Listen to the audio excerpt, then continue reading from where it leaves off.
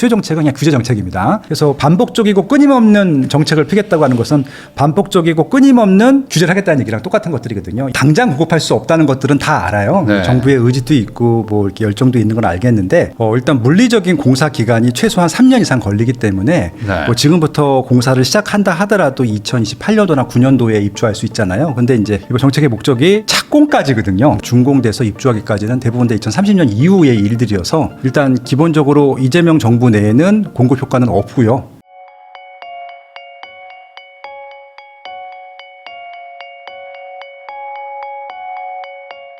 안녕하세요. 부익남TV의 부익남입니다. 오늘은 머니트렌드 2016 공저자이시죠. 파숑 김학렬 소장님 모시고 최근 부동산 시장에 대해서 다양한 이야기 나눠보도록 하겠습니다. 소장님 안녕하세요. 네, 안녕하세요.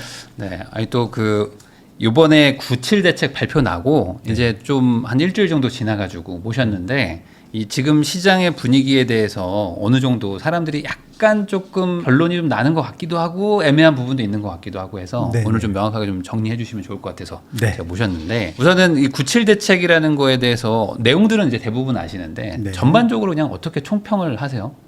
일단 뭐 한 줄로 요약하라고 하면 공급 대책이고요. 네. 예, 근데 이제 이게 점수로 따지게 되면은 좀 아쉬운. 아쉽다. 예, 아쉬운. 그러니까 뭐 점수로 따지게 되면 79점, 80점까지만 되면 그래도 기대를 했는데 70점대가 나와서 네. 좀 많이 아쉽다라고 하는 것들. 왜냐하면 좀 당장 공급할 수 없다는 것들은 다 알아요. 네. 정부의 의지도 있고 뭐 이렇게 열정도 있는 건 알겠는데 일단 물리적인 공사 기간이 최소한 3년 이상 걸리기 때문에 네. 뭐 지금부터 공사를 시작한다 하더라도 2028년도나 9년도에 입주할 수 있잖아요. 근데 이제 이번 정책의 목적이 착공까지거든요. 네. 착공까지 2030년까지 135만 채 매년 27만 채를 공급하겠다고 하는 것들이어서 실질적으로 우리가 준공돼서 입주하기까지는 대부분 다 2030년 이후의 일들이어서 일단 기본적으로 이재명 정부 내에는 공급 효과는 없고요. 네. 조금 묶어두는 효과는 있을지 모르겠지만 근데 일단 시작을 했다는 자체는 의의가 있죠. 뭐라도 해야 되니까. 근데 결국은 5년 동안 공급이 없다는 것들을 스스로 인정을 한 것들이거든요.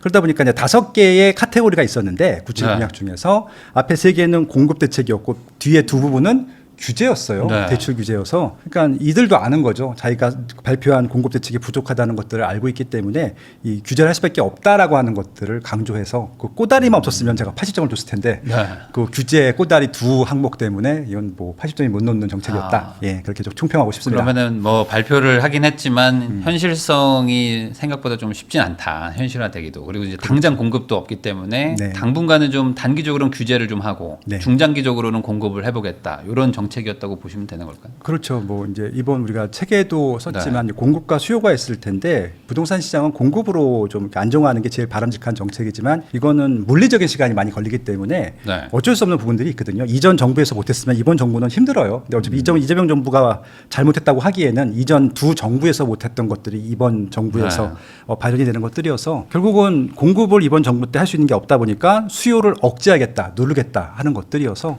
뭐 그 부분들은 어쩔 수 없었다고는 생각이 듭니다. 근데 또 그런 것도 있잖아요. 예를 들어 뭐 당장은 공급이 안 되더라도 네. 예를 들어 뭐 한 5년, 6년, 7년 뒤에는 대규모 공급이 쏟아질 것 같다는 그 심리적인 어떤 네. 그런 좀 불안을 좀 해소해 주기만 해도 막 매수세가 조금 잠잠해질 수도 있는데 네. 이번 대책이 그러면은 한 단기는 안 돼도 중장기적으로는 좀 유의미하게 좀 공급이 될 거로 보시는 건가요, 그러면? 두 가지가 있는데 이제 중장기적으로 봐야 될 게 있고 이제 중단기적으로 봐야 되는 것들이 있어요. 그래서 일단 수요 억제라기보다는 수요를 좀 분산하는 정책들이 나왔으면은 지금 말씀하신 것들을 제가 좀 고개를 끄덕일 수 있을 것 같은데 그래서 이번 뭐 이상경 차장님이 국토부 이상사님이 시장 전문가 5명을 불렀다고 하는데 일단 저는 안 불렀습니다. 네. 제가 갔으면 했을 만한 일들이 서울 수요를 지방으로 돌리자라고 얘기했는데 제 방송에서도 여러 번 많이 말씀을 드렸던 얘기인데 그러니까 지방 정책이 하나라도 좀 들어가 있었으면은 좀 좋을 뻔했다라고 하는 부분들 하나 하고 건설 업체들이 조금 더 적극적으로 달려들 만한 뭔가 구인책이 있어야 되는데 이번 정책에는 지방 정책 다 빠졌고 건설 회사에 대한 정책들 다 빠졌거든요. 그러다 보니까 기존에 있는 것들 그냥 하던 거 그대로 이어가겠다고 하는 것들이거든요. 그래서 이제 차이 딱 하나는 LH가 전면에 나선다. 그러니까 이제 예전에는 땅만 공급했는데 시행을 하겠다라고 하는 부분들입니다. 그래서 지금 용지를 사놓고 공급을 안 하는 민간업자들 때문에 공급이 더 늦어지고 있다는 것들을 좀 이렇게 좀 해소하기 위해서 LH공사가 더 빠르게 공급하겠다라는 의지를 보여준 것들은 뭐 고개를 끄덕일 만한데 문제는 지금 시장 문제가 전국적인 문제가 아니라 서울의 문제거든요. 네. 서울은 LH가 할 수 있는 게 없어요. 예, 없다 보니까 이 부분에 대해서도 없어요. 뭐 재건축 재개발 활성화니 뭐 어쩌고저쩌고 없으니까 오죽했으면 반대편이겠죠. 오세훈 시장이 서울시만의 공급 대책을 따로 발표하겠대요. 그러니까 지금 공격을 했죠. 그래서 네. 이제 결국은 오세훈 시장이 지금 이제 반격을 한 것들이 이번 정책에 대한 피드백이었던 것 같아요. 저도 큰 생각 크게 차이가 나지는 않습니다. 다만 이제 저도 오세훈 시장이 발표할 것들이 네. 뻔히 예측이 되기 때문에 그것도 좀 기대가 전혀 안 되긴 하는데 아무튼 네. 지금 오세훈 시장이 반격한 것들이 아마 지금 97 대책에 대한 시장 전문가들의 총평이 아니었을까라는 생각이 듭니다. 그러면은 그 어쨌든 좀 서울 내에는 네. 지금 재개발 재건축을 뭐 하는 거 말고는 사실상 뭐 없잖아요. 이제 뭐 택지지구라고 할 만한 게 없으니까. 그래서 이번에 이제 뉴스 발표된 걸 보신 분은 아시겠지만 영끌 공급이라고 했거든요. 네. 쪼가리를 다 모읍니다. 20세대짜리, 10세대짜리 뭐 이렇게 공유 부지들이 있거든요. 그래서 이제 늘 나오던 것들 빼고 좀 추가적으로 했는데 예를 들어 강서구청이 내년에 옮겨요. 네. 지금은 강서구청이 화곡동에 있는데 이제 마곡동으로 내년 옮기기 때문에 화곡동에 있는 강서구청 부지들을 뭐 개발하겠다. 1000세대도 안 나오거든요. 뭐 이런 것들 다 모아가지고 뭐 몇만 세대를 만들었어요. 네. 그러니까 그런 거죠. 그러니까 공공이 할 수 있는 것들은 그 정도인데 그게 다 쪼가리기 때문에 우리가 원하는 형태의 대단지 그런 커뮤니티는 아니거든요. 그래서 말씀하신 대로 서울은 재개발, 재건축, 리모델링 말고는 공급할 수 있는 게 없는데 이거는 LH가 어떻게 할 수 있는 부분들이 아니거든요. 그래서 좀 아쉽죠. 그런 부분들은. 이번에 뭐 정비 사업 관련해서 뭐 그 정책 나온 거 보면은 공공성을 좀 강화하는 거를 한다면 뭐 민간에도 약간 좀 용적률이나 이런 것들 좀 사업성 개선을 해준다. 뭐 이런 네. 식의 약간 그 단서 조항처럼 이렇게 그러니까 짧게 좀 붙어 있는 게 있긴 있더라고요. 예. 네, 그래서 이거를 재개발, 재건축 활성화로 봐야 되는 건지, 네. 이게 현실적으로 큰 효과는 없을 건지 이런 거에 대해서도 좀 궁금해하실 것 같은데 어떻게 그러니까 보세요? 좀 이게 민주당 정부의 어떻게 보면 고질적인 그 뭐라 그럴까요? 습관이라고 해야 되나? 뭐 그런 부분들일 텐데요. 네. 그냥 줄 거면 확실히 확 줘야 되는데 그러니까 계속 발목을 잡고 있는 것이죠. 그러니까 이제 재건축의 지금 가장 큰 문제점이 뭐냐? 일단 제초안이 제일 문제가 있고요. 네. 그리고 분양가 상한제도 문제가 있고 공공 기여를 하는 부분들에 대한 좀 것들이 있습니다. 지금 말씀하신 부분들 뭐 용적률이나 여러 가지 혜택들을 주면은 네. 그에 보상하는 그에 합당한 또 공공 기여를 더 많이 해주길 바라거든요. 근데 그것들을 다 받아들였다가는 단지 가치가 떨어지는 거예요. 그러니까 이제 예를 들어서 서울에 있는 아파트, 그러니까 강남에 있는 아파트하고 그 외에 있는 아파트는 좀 다른 상품이라고 보시면 돼요. 여기는 어떻게든지 더 좋게 만들어서 비싸게 팔 생각을 해야 되는 것들이고 네. 좀 공공에서 해야 될 것은 싸고 빠르게 만들 것들을 고민해야 되다 보니까 이게 좀 목적이 다르거든요. 근데 싸고 빠르게 만드는 거 플러스 알파로 해서 공공 기업까지 받을 생각을 하는 거예요. 네. 민간에. 그럼 당연히 민간에서는 그걸 싫어하죠. 왜냐하면 마이너스가 된다고 생각하니까. 그래서 지금 말씀하신 대로 단순히 뭐 해줄 테니까 뭐 달라 이런 조항 말고 그냥 니네들이 원하는 거 다 해줄 테니까 빨리만 만들어라고 한마디만 해줬어도 네. 나중에 받아가도 되거든요. 궁극적으로. 그래서 좀 그게 좀 그러다 보니까 시작 자체를 못하게 되는 아쉬움이 있죠.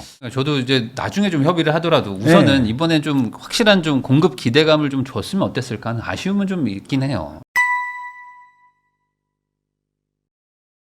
그러니까 이번에 그래서 네. 전반적으로 정비 사업 뭐 진행하는 데들에서는 뭐 이거 뭐 큰 의미가 없다. 뭐 이런 생각들을 하는 것 같더라고요. 예, 없죠. 그리고 이제 이게 아마 이제 정비 사업을 조금이라도 경험해 보신 분들은 이제 아실 텐데 정부나 지자체가 방해 공작을 하지 않는다 하더라도 네. 요즘 그냥 어려워요. 그러니까요. 공사비도 올라가고 또 이해관계가 되게 많아요. 그러니까 지금 뭐 한남이라든지 성수라든지 아니면 뭐 압구정이라든지 보시면 아시겠지만 항상 조합이 있고 비대위가 있어요. 네. 그냥 내버려 둬도 뭔가 서로 싸우고 있거든요. 진도가 안 나가고 있는데 근데 외부에 적이 또 나오잖아요. 그러니까 더 진도가. 그러니까 지금 적이 사방에서 막 튀어나오는 거예요. 네. 그러니까 더 힘들죠. 시간이 더 많이 걸리고. 그러면 이런 상황에서 고정책 하나 나왔던데 지금 현재 임대 아파트 저기 뭐 노원 이런 데 좀 있는 임대 아파트를 이제 한 네. 2배 이상 세대수를 늘려서 네. 좀 고용적률로 재건축을 하고 거기에 임대 아파트 기반이지만 일부는 좀 분양으로 뭐 돌리겠다. 네. 이런 그러니까 역발상의 재건축이라고 해야 될까요? 네네. 뭐 그런 정책도 있는데 이것 현실화 좀 가능할까? 어떻게 그러니까 이거를 좀 접목을 하면 좋겠습니다. 저도 이제 몇 번 공공 세미나 가서 제안을 한 것들인데 굳이 그 정비 사업 단지에서 뭘 받으려고 하지 말고 네. 지금 말씀하신 되게 좋은 아이디어거든요. 그러니까 다른 부지에다가 이 신축을 하는 공사비를 특정 조합에서 내라 그러면 되는 거잖아요. 예를 들어서 지금 압구정이나 잠실 주공 5단지의 맨 앞동을 임대 아파트로 만들려고 하지 네. 말고 거기 비싸잖아요. 그러면 그 정도를 일반 분양분을 다 줄 테니까 거기에 해당되는 공사비를 지금 말씀하신 영구 임대 아파트를 2배 올리는 건축비가 다 돼. 그럼 네. 돈 10원도 안 내고 서울시에서는 임대 아파트를 2배로 갖고 가는 것들이거든요. 그렇게 하면은 기꺼이 할 것 같거든요. 근데 그런 좀 아이디어들, 그러니까 이게 어떻게든지 소셜 믹스를 해야 되다 보니까 두 가지 목적이 다 있는 것 같아요. 그러니까 공급도 해야 되고 소셜 믹스도 해야 되다 보니까. 근데 네. 이것들을 좀 분리해서 이 꼭 먹고 알 먹고도 될 수 있는 부분들이 있어서 그런 것들을 하게 되면 속도가 좀 빨라지지 않을까라고 하는 기대들도 있고 제가 제안도 많이 하는데 일단 이분들 머릿속에는 소셜 믹스가 너무 커가지고 이런 좀 이 가성비가 좀 높거나 아니면 속도를 빠르게 하거나 뭔가 좀 효율적으로 하는 것들보다는 사회적인 그런 것들이 더 많은 것 같아요. 압구정에서 차라리 뭐 현금을 좀 그렇죠. 기부 찬합 받아가지고 그걸 가지고 임대 아파트를 아예 재건축해버리거나. 그러니까 예를 들어서 지금 뭐 가양동이나 등청동에 그 SH 아파트들이 네, 많거든요. 네. 그거 다 90년도 초반에 지은 아파트라서 재건축 인기 다 넘었어요. 그래서 이제 그런 것도 어차피 지금 말씀하신 대로 해야 되고 상계동도 꽤 상당수가 임대 아파트고 좀 네. 서울에서도 이제 SH나 주공에서 만든 임대 아파트가 많거든요. 그런 것들 그냥 현대 아파트가 너 그 현대 압구정 보고 이 구역이 너 만세대 만들 것 같거든요. 네. 그 부지에서 그다음에 뭐 잠실주공 5단지가 너희 임대 아파트 안 들 테니까 등촌동에 있는 가양동에 있는 거 한 단지 네가 다 맡아 해줄 것 같거든요. 네. 그렇게 하면 서로 꼭 먹고 알 먹고가 되지 않을까라는 생각이 들어요. 그러면 여기도 이제 속도가 빨라지고 저쪽도 뭐 지금 사업성 좀 안 좋아도 그냥 돈을 어쨌든 지원해 주는 거니까. 그렇죠. 나중에 또 정권 바뀌면 어떻게 될지 모르니까 내가 해줄 때 빨리 해. 그럼 빨리 해질 것 같거든요. 네. 그런 식으로 네. 하는 것도 방법인데 이게 네. 좀 쉽진 않더라. 예, 소셜 믹스이기 때문에 이분들은 어떻게든지 네. 간에 임대 아파트를 그 가운데 한가운데 넣고 싶은 거예요. 그래서 이제 지나가면서 저거 내가 만든 거야 임대 아파트. 압구정 현대 아파트 맨 앞동에 뭐 이런 네. 것들 그냥 생생내고 싶으신 것 같아요. 그렇죠. 네. 그리고 이번에 이제 머니 트렌드 2026의 공저자로도 들어오셨지만 사실 이제 내년을 좀 대비를 해야 되는 그렇죠. 시기가 됐어요. 벌써 9월이니까. 그러면은 요번에 빠진 것이 뭐 세금도 그렇고 네. 지금 뭐 그 토어제도 약간 좀 국토부 장관이 이제 지정할 수 있게 좀 바꿔놓은 것들 보면은 내년은 올해보다도 좀 규제가 좀 더 강해진다. 뭐 전반적으로 이렇게 이해해도 될까요? 어떻게 보세요? 뭐 책에서도 설명을 잘 들었지만 뭐 두 가지입니다. 결국은 이제 우리가 감당해야 될 것이 가격 인상과 세금 부분들이거든요. 네. 그러니까 양극화는 어쩔 수 없는 부분인 것 같고요. 그래서 돈이 있는 분들은 세금 규제, 대출 규제 상관없이 집을 살려고 할 것이고, 근데 이제 공급이 적다 보니까 수요 대비 공급이 적어서 시세가 올라가는 것으로 확정이 돼 있다는 말씀이고요. 근데 지금 여러 가지 문제들 결국은 지금 정부에서도 주택 쪽에 돈을 많이 쓰고 싶어 하거든요. 이제 그것들이 국민들을 괴롭히거나 정비 사업을 괴롭히려고 하는 것이 아니라 뭔가 주거 복지 쪽으로 해야 되는데 정권이 바뀌고 곡간 뚜껑을 딱 열었는데 10원도 없는 거예요. 그러다 네. 보니까 이제 뭔가 공공주택 쪽으로 써야 될 돈들을 증세를 통해서 걷어들이려고 싶어 하는 것들이거든요. 그래서 이건 거의 뭐 확률이 높을 것 같은데 거의 100%라고 생각합니다. 아마 종부세 올라갈 거고요. 네. 그다음에 기존 세금들도 다 조금씩은 다 올라갈 수밖에 없을 것 같아요. 그 돈 가지고 이제 주거 복지를 하려고 하겠죠. 그래서 일단은 세금 증세에 대한 부분들은 좀 미리 좀 준비를 하셔야 된다는 얘기를 썼고요. 또 하나는 이제 양극화 부분들일 텐데 인기가 있는 입지는 비싸게 분양을 할 겁니다. 정부에서도 비싸게 분양하도록 내버려 둘 겁니다. 왜냐하면은 비싸게 분양해야지 공공 기여도 더 많이 받고 아마 또 거기서 나오는 세금들이 있을 테니까. 그리고 또 하나는 이제 공공주택 부분들하고 소외되는 주택들이 있을 거예요. 저는 이것도 의도적이라고 생각하는데 서울에서도 가격이 올라가지 않는 아파트들이 있어요. 한 네. 3분의 1 정도는 안 올라갑니다. 가격이. 한 10년 동안 거의 정지였었거든요. 그런 아파트를 유지시키는 것 같기도 해요. 일부러. 그래서 오히려 경기도나 인천을 조금 더 강화함으로써 교통도 편리하게 해주고 그래서 좀 서울에 살고 싶어하는 사람 중에서 돈이 없는 분들한테는 이제 그런 쪽으로 좀 유도를 하는 것 같기도 하거든요. 그래서 일단은 좋은 주택, 인기 있는 주택들은 더 가격이 더 많이 올라갈 것 같고요. 네. 그렇지 않은 주택들은 계속 그 유지가 될 것 같습니다. 그래서 이것들은 이제 선택을 하셔야 되는데 실거주 목적이면은 어떤 선택을 해도 상관없는데 내가 부동산을 사서 뭐 1주택이라도 하더라도 시세가 올라갈 것들을 기대한다고 하면은 가격이 올라가지 않은 주택들을 선택하면 안 되죠. 그러니까 네. 다른 전략들이 필요하다. 뭐 이런 얘기들을 책에 썼습니다. 네. 세금 증세 쪽으로 가겠죠? 100%. 네, 100%입니다. 왜냐면은 이제 이재명 대통령님이 세금 없이 뭐 이런 얘기 안 해요. 네, 말을 바꿨습니다. 맞아요. 네, 네. 그리고 이제 그 밑에 있는 분들이 뭐 정책실장님이라든지 뭐 기타 등등 분들이 증세는 어쩔 수 없다. 뭐 계속 언급들을 하고 있거든요. 그러니까 네. 이제 그거는 대통령의 심증을 대신 얘기해 주는 것들이거든요. 증세는 될 것 같습니다. 대표적인 이제 그런 거죠. 이제 규제 지역을 확대하겠죠. 이제 규제 지역을 확대하는 것들은 증세하고 상관이 없다라고 생각을 할 수도 있는데 규제 지역에는 여러 가지 좀 중과가 되는 것들이 있잖아요. 네. 그러니까 자연스럽게 증세 쪽으로 가지 않을까 싶어요. 네. 그러니까 뭐 취득세도 증가되고 뭐 종부세도 어쨌든 뭐 양도세도 다주택 되면 막 증가되고요. 예, 증가되고 그렇죠. 하는 것들이 예. 있다 보니까 그러면 그러면 거래세를 좀 줄이고 보유세를 늘린다 이렇게 네. 해서 좀 거래를 활성화시키는 방법은 어떠냐 뭐 이런 얘기들도 이제 많이 제안이 됐었었는데 네. 그쪽 방향으로 가지는 않을까요? 취득세, 예. 보유세, 양도세 다 증세로. 그 얘기가 언제 나왔냐면 2017년도에 나왔어요. 네. 문재인 정부 1년 차였었죠. 결국은 5년 될 때까지 다시 얘기 안 하고 끝났거든요. 시세가 올라가게 되면 다 붙이는 얘기였었고 제 생각에는 애초부터 그렇게 할 생각이 없었던 것 같아요. 쓸 돈이 많다 보니까 또 부동산은 되게 좋은 국가로서는 이제 그 세금을 거둘 수 있는 수단이거든요. 왜냐하면 네. 다른 쪽 같은 경우는 세금을 증세하면 바로 반발, 조세 저항이 부닥치는데요. 부동산은 이게 상위 10%가 거의 대부분 세금을 다 내요. 그러다 보니까 상위 10%만 피해를 보면은 나머지들은 불만이 없죠. 그리고 네. 증세를 하게 되면 또 선거전에서 표를 또 얻어요. 왜냐하면 일단 무주택자들 같은 경우는 너무 신나는 일이거든요. 증세하면 괜히 막 짜릿하고 막 시원하고 뭐 이런 것들이 있기 때문에 그래서 일단은 뭐 3년 후에 4년 후에는 모르겠는데 내년에 지방선거가 있기 때문에 지방선거 전까지는 감세하지 않을 거예요. 증세를 할 가능성이 높다고 보고 있고 그래서 일단 내년에 지나봐야 될 텐데 지방은 어차피 지금 시세가 올라가는 시장이 아니기 때문에 증세의 뭐 여지가 없거든요. 근데 지금 계속 시세가 올라가고 있는 서울을 중심으로 한 경기도 또 일부 지역들 같은 경우는 증세 이런 것들에서 벗어날 수는 없을 것 같습니다. 이 책에도 잠깐 나오긴 하지만 이제 비아파트 쪽에 대해서 네네. 이번에 좀 대책이 좀 나올 거라고 저는 좀 생각했는데 네. 이번에 대책이 뭐 딱히 뭐가 없어요. 네. 근데 이제 비아파트 뭐 오피스텔 뭐 빌라 도생 이런 것들도 어찌 보면 빠르게 공급할 수 있는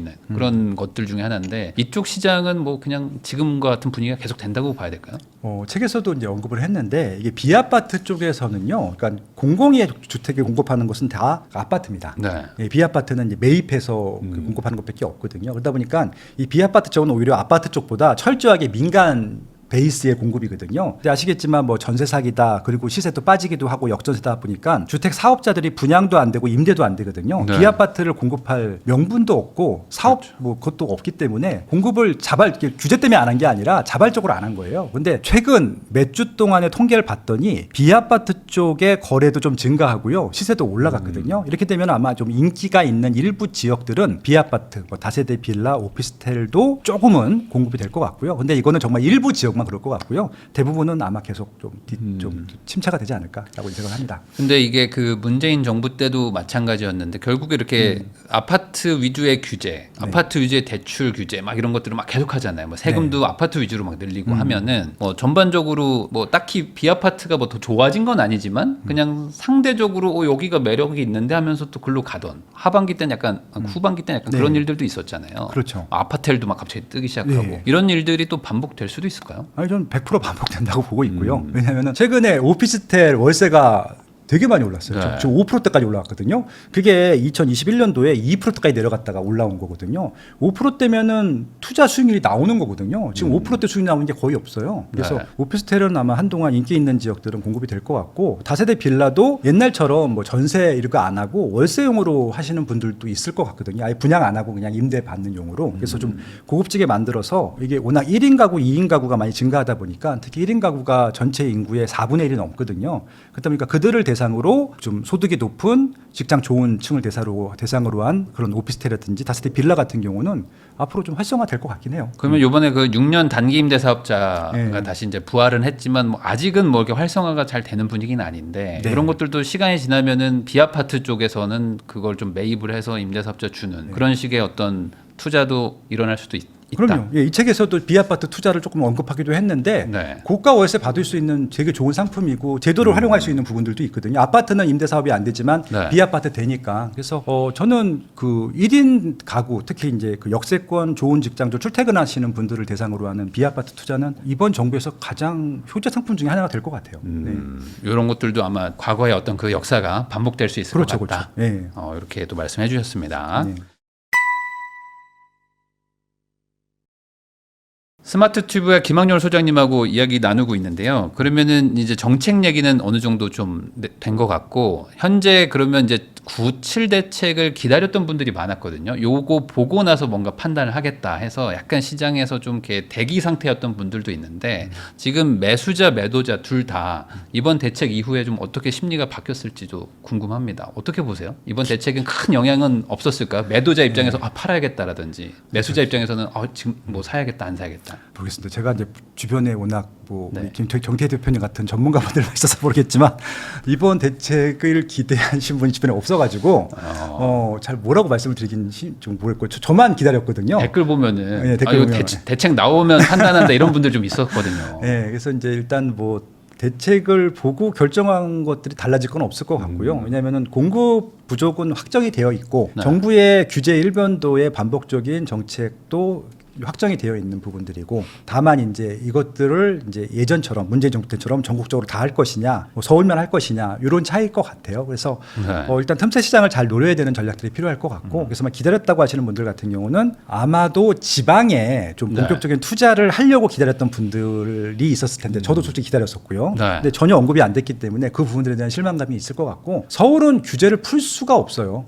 풀 수가 없는 지역이기 때문에 서울은 그냥 지금 요 상태대로 의사결정을 하시면 될 것 같고 전 경기도부터 좀 어느 정도 혜택이 좀 있을 거라고 봤는데 전혀 없어서 오히려 경기도까지 좀 규제적으로 들어갔다고 보시면 되는 것들이거든요. 그래서 이것 때문에 의사결정이 달라질 부분들은 없을 것 같고 그리고 이제 아마 추석 전에 규제 지역이 지정되지 않을까 싶어요. 좀 떴던 지역들. 그래서 네. 이제 그 지역들 이 방송이 언제 나갈지 모르겠지만 그 지역을 뭐 노리셨던 분들은 좀 의사결정을 더 빨리 하는 게 낫지 않을까 생각이 듭니다. 네. 그러니까 뭐 한 6, 7월에 많이 올랐던 지역들, 그렇죠, 경기도도 그렇고 뭐 서울도 예. 그렇고. 아니 노고적으로 말씀드려도 돼요. 뭐 네. 예를 들어서 뭐 마포구라든지 성동구라든지 광진구라든지 동작구, 양천구, 뭐 강동구 이런 데들 있잖아요. 뭐 경기도는 네. 과천도 과천이고 있고. 있고요. 근데 분당도 포함이 되긴 할 텐데 네. 분당은 지금 규제적 포함하면 안 됩니다. 이거 정책적으로 하시면 안 돼. 왜? 일기 신도시 지금 추진해야 되는데 맞아요. 규제적으로 지정이 되면은 아예 진도 안 나가겠다는 얘기거든요. 왜냐하면은 분당이 제일 중요해요. 네. 지금 이제 노후계획특별법 일기 신도 중에서는 분당 망하면 다 망하는 겁니다.